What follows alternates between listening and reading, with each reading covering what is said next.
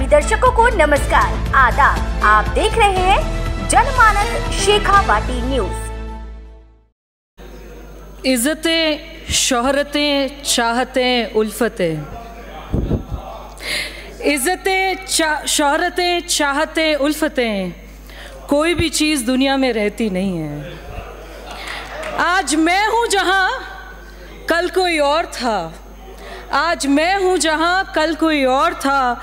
एक वो भी दौर था और एक ये भी दौर था। माननीय सभापति महोदय, एक नए सदस्य होने के नाते राज्यपाल के भाषण पर मुझे अपने विचार प्रस्तुत करने के लिए जो आपने अवसर दिया है, मैं बहुत आपकी आभारी हूँ। 40-45 सालों से जिस विधानसभा में कांग्रेस की हुकूमत थी और जिसको मुंह तोड़ जवाब देने का काम मेरी पूजनीय जनता कामा की विधानसभा ने, ब्रज मेवात क्षेत्र की आवाम ने किया है, उनको भी इस मंच से आपके माध्यम से शुक्रिया अदा करना चाहती हूँ, धन्यवाद करना चाहती हूँ। माननीय सभापति महोदय, बहुत कुछ सुन रहे हैं, हमारे पक्ष के साथीगण भी, हमारे विपक्ष के सम्मानित साथीगण भी। ये पवित्र मंदिर है लोकतंत्र का। एक एक शब्द, एक एक लफ्ज यहाँ पर चिन्हित किया जाता है, तभी हम और आप यहाँ के दिग्गज साथी जैसे स्वर्गीय भैरव सिंह शेखावत जी को याद करते हैं। आज भी उनका एक एक लफ्ज इस सदन के स्वर्णिम अक्षरों में लिखा जाएगा। मैं डॉक्टर भीमराव अंबेडकर साहब को याद करना चाहती हूँ। उनके द्वारा रचित संविधान को 75वां साल लागू हो रहा है। जब संविधान की बात आती है, माननीय सभापति महोदय, मेरे साथीगण देखते होंगे, अभी पीछे लोकसभा का चुनाव हुआ, विधानसभा का चुनाव हुआ। संविधान की कॉपी एक विपक्ष के साथीगण लेके घूमते हैं। जब भी जाते हैं, बड़े सदन में चले जाइए, देश की सबसे बड़ी पंचायत में चले जाइए या प्रदेश की सबसे बड़ी पंचायत में चले जाइए, संविधान की कॉपी को साथ रखते हैं। मेरा आपसे एक निवेदन है, किसी दिन समय निकालकर पढ़ लीजिए, उसको गहनता से देखिए, उसमें क्या लिखा है। संविधान में जितने अमेंडमेंट्स कांग्रेस सरकार ने किए हैं 75 सालों में, किसी ने उसको कुछ नहीं किया। आप लोग तो हमें गुमराह करते रहे।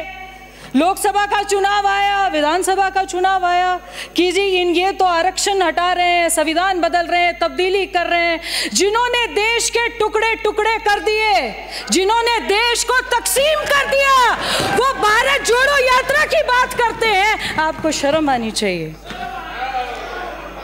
अभी कुछ दिनों से चर्चाएं चल रही हैं, मैं भी हम भी नए सदस्य होने के नाते बहुत गहनता से सुनते हैं। हमसे कोई गलती हो जाए, सत्ता पक्ष भी और विपक्ष भी, हमारे लफ्जों में कोई हेर फेर हो जाए, कोई गलती हो जाए तो उसकी हम माजरत चाहते हैं। आपके साथीगण जिस तरीके से प्रदेश के मुख्यमंत्री पर आरोप लगा रहे थे, मैं उसका उल्लंघन करते हुए आपको ये माननीय सभापति जी आपसे निवेदन करती हूँ कि उनके खिलाफ सख्त कार्रवाई होनी चाहिए, ताकि कोई भी ऐसा सदस्य ऐसी बात ना रख सके। ये आपका निजी सदन नहीं है, ये परंपराओं से चलता है, ये नियमों से चलता है, ये तौर तरीकों से चलता है। असूलन जिस कुर्सी पे आप बैठे हो, गरिमा पाई उपस्थिति पर बैठे हो, उसको सारा सदन सलाम करता है, पर आप अपनी शब्दों की वाणी से जिस तरीके से गुमराह करते हैं, मुझे लगता है आपको एक विधायक दल की बैठक अलग करनी चाहिए। सिर्फ मैनरिज्म्स पे करनी चाहिए, सिर्फ जेस्चर्स पे करनी चाहिए। एक सेशन आप भी लगाइए।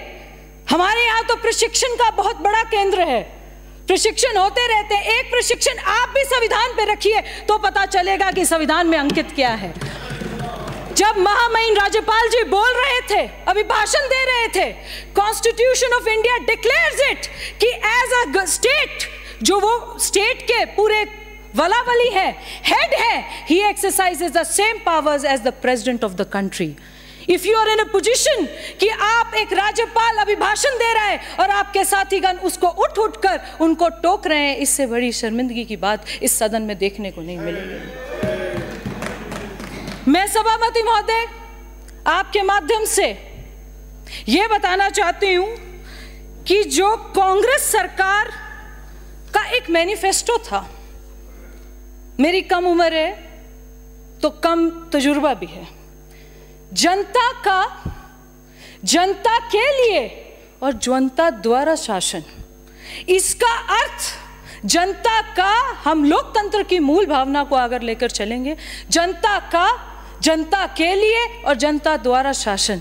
जिस प्रकार से 5 साल बेमिसाल में हर विधानसभा में एक मुख्यमंत्री बिठाकर आपने बिठाया, आपने जनता को किस प्रकार से लूटा, किस प्रकार से गुमराह किया और लोकतंत्र की किस प्रकार से हत्या करी, इसका करारा जवाब हमने तो आपको दे ही दिया था, जनता ने आपको दिया है। अभी 90 दिन पहले एक उपचुनाव हुआ है, हमारा तो कुछ नहीं था, आप ही के था। हमने क्या ले लिया? हमने तो वही लिया कि 3-4 जगह ऐसी है जो आपके थे, वहां पे आपकी जमानत जब्त हुई, हमारा कुछ नहीं था। इस चीजों की जवाबदेही पे आपको जवाबदेही देना चाहिए। आपकी जमानतें वहां जब्त हुई जहां आपके अपने आदमी थे। समय बताएगा, समय और जनता सबकी भाग्यवान है, हमारी अकेली की नहीं है। दूसरा, सभापति महोदय, संवेदनशील, पारदर्शी एवं जवाबदेही होगी। आपसे जनता जवाब मांगती रही और आपके जो नेता हैं 5 सितारा होटल में बैठकर डील करते रहे। आप यहां पर आरोप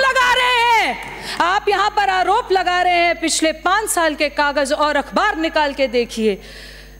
बजरी माफिया, लैंड माफिया, खनन माफिया, ड्रग माफिया, सबके ताल्लुकात अंदरूनी और बाहरी रूप से आपके यहां से निकले हैं। किरोड़ी लाल जी हमारे बहुत ही प्रिय साथी हैं, सम्मानित साथी हैं। वो भारतीय जनता पार्टी के बहुत मजबूत और गद्दावर नेता आज हैं, कल भी थे और हमेशा रहेंगे। आप ऐसा एक भी, ये इस प्रदेश का सौभाग्य है कि भजनलाल शर्मा जैसा ईमानदार, कर्मशील और काम करने वाला मुख्यमंत्री मिला है, जो अपनी जनता को नहीं, अपने विधायकों को नहीं, विपक्ष के विधायकों को भी जब समय मांगते हैं तब मिलता है। आपने वो समय देखा है कि आपका आपसी तालमेल बिगड़ा रहता था, आपको ये पता नहीं था किसके द्वार पे जाके क्या कहना है, कहां जाके क्या मांगना है, किनसे जाके कैसे टिकट मांगेंगे। आप तो 5 साल आपसी तालमेल को बिगाड़ने में लगे रहे। ये डबल इंजन की सरकार है, ये एकजुट होकर चलने की सरकार है, ये विकास की सरकार है, ये प्रगति की सरकार है। आपकी तरह तालमेल, आपसी बिगाड़ की तरह सरकार नहीं है। हमारे मंत्रीगण बैठे हैं, एक भी, किसी भी मंत्रीगण पे 1 रुपए का आरोप नहीं लगा सकते आप। ये 1 साल की जो पूरी हमारी भागीदारी है वो ये है। आपने बोला जी ट्रांसफर खोल दिए, आपके एक मजबूत बड़े साथीगण कह रहे थे बहुत अच्छा किया जी ट्रांसफर खोल दिए। ये वो सरकार है कि आपके लगाए अधिकारियों को राज कैसे बदलता है और जनता के लिए कैसे काम करना है, भ्रष्टाचार छोड़कर इस सरकार ने सिखाया है। ये किसी और के सरकार का नहीं सिखा सकते थे। राज्यपाल जी के अभिभाषण के बाद चर्चाएं आती रहीं कि जी विजनलेस है, मार्ग नहीं है, किसी तरीके का आगे डिटेल्ड पर्पस नहीं है, 1 साल का जो मार्गदर्शन होता है। हम इनसे पूछना चाहते हैं, आपके साथ 5 साल थे, आप राजस्थान को किसी भी प्रकार से कैसे भी डेवलप कर सकते थे, आपने उस पर गौर नहीं किया। और आपको जो एक न्यूट्रल स्टेट का हेड है, पहले तो हमारा राज्यपाल नहीं है, आप सभी का राज्यपाल है, 200 के 200 विधायकों का राज्यपाल है, किसी एक पार्टी का, किसी एक विधायक का राज्यपाल नहीं, आप सभी का राज्यपाल है। आप उनको इंक्लूजन में लेते, आप कुछ अपनी, जब आपके पास समय था उसको उस हिसाब से लेते, पर नहीं। राइजिंग राजस्थान का मुद्दा चल रहा है। मैं पहले मुख्यमंत्री जी को बहुत आभार प्रकट करना चाहती हूँ। ये ग्लोबल समिट तो होते ही है, हर सरकार करती है, आपने भी किए हैं। और आपने किस प्रकार की इंडस्ट्रीज, उद्योग, लघु उद्योग, स्किल डेवलपमेंट इंडस्ट्रीज, किस तरह की इंडस्ट्रीज आपने लगाई हैं, उस सभी को हमने देखा है। मैं मुख्यमंत्री जी को धन्यवाद देना चाहती हूं कि पहले साल में 365 दिन के अंदर हर जिले में और पूरे प्रदेश में राइजिंग राजस्थान का इतना सक्सेसफुल इवेंट करने के लिए मैं मुख्यमंत्री जी का बहुत बहुत धन्यवाद करना चाहती हूँ। सभापति महोदय, ना तो इनको किसी भी प्रकार की स्वास्थ्य, किसान, गरीब कल्याण, दलित, महिला, भ्रष्टाचार, किसी से इनका कोई संबंध नहीं था।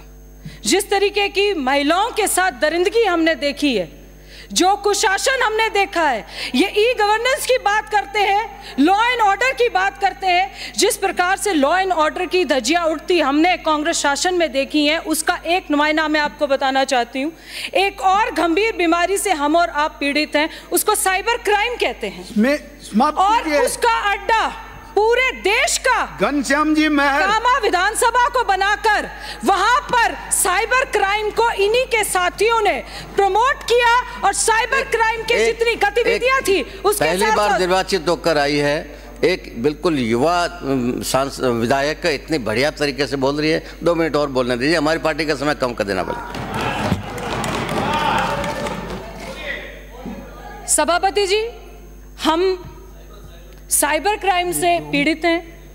मैं माननीय मुख्यमंत्री जी का धन्यवाद करना चाहती हूं कि उन्होंने साइबर क्राइम की जो गतिविधियां पूरे देश भर में जूझ रही थी, कामा विधानसभा और झुरेड़ा से लेकर पहाड़ी तक की, उसको 70% रोककर आम जनता को एक विश्वास दिलाया है कि ऐसा आगे नहीं होगा। साइबर क्राइम का पूरा अड्डा ये विधानसभा बन चुकी थी, उसका मैं माननीय मुख्यमंत्री जी को धन्यवाद देना चाहती हूँ।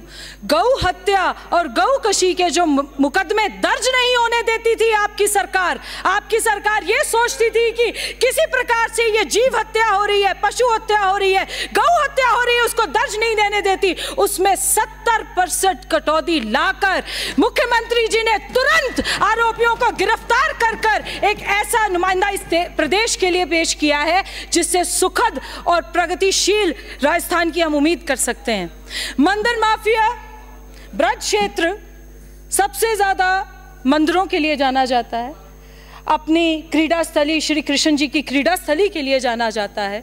वहां पर आपके मंदिर माफियाओं के नगर पालिका द्वारा अवैध रूप से पट्टे देकर उनकी अवैध रूप से रजिस्ट्रियां हो रही थी। माननीय मुख्यमंत्री जी ने संज्ञान में लेकर ऐसे मंदिरों के जमीनों पर जो अतिक्रमण हो रहे थे उसको रोका है और जवाब दिया है कि जो पिछली जितनी भी रजिस्ट्रियां कांग्रेस के टाइम पे अवैध रूप से करोड़ों अरबों रुपए की हुई है उनको लाके लिया जाए और उनको निरस्त किया जाए। मैं सभापति महोदय आपके माध्यम से एक बात रखना चाहती हूं, हमारे संस्कृति में और हिंदुस्तान में हर मजहब और हर धर्म में गौ का बहुत बड़ा दर्जा माना जाता है। गौ हत्या के बहुत सारे केस ना केवल हमारी साइड है पर पूरे राजस्थान में देखे जाते हैं। इसके लिए एक नियम, गौ हत्या को रोकने के लिए एक नियम लाना चाहिए ताकि हम जीव हत्या से बचकर ये पूरा संदेश दे सकें। और ये किसी एक मजहब का नहीं, किसी एक धर्म का नहीं, किसी एक जात का नहीं, पूरे एक एक नागरिक का है। और मुझे लगता है इस सदन में बैठे हमारे साथी इसके साथ समर्थन करेंगे। आपने मुझे इतना बोलने का समय दिया, आप सभी का धन्यवाद। जय हिंद, जय भारत, जय राजस्थान, बोल गिरिराज महाराज की जय।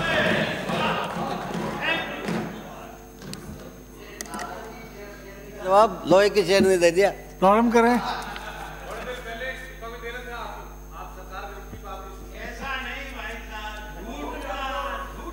माननीय सभापति महोदय, महामहिम राज्यपाल के अभिभाषण पर बोलने का मौका दिया, आपका और मेरे पार्टी के नेताओं का बहुत बहुत धन्यवाद। माननीय सभापति महोदय, इस वाद विवाद जो आपका अभिभाषण है वो 168 पेज का जो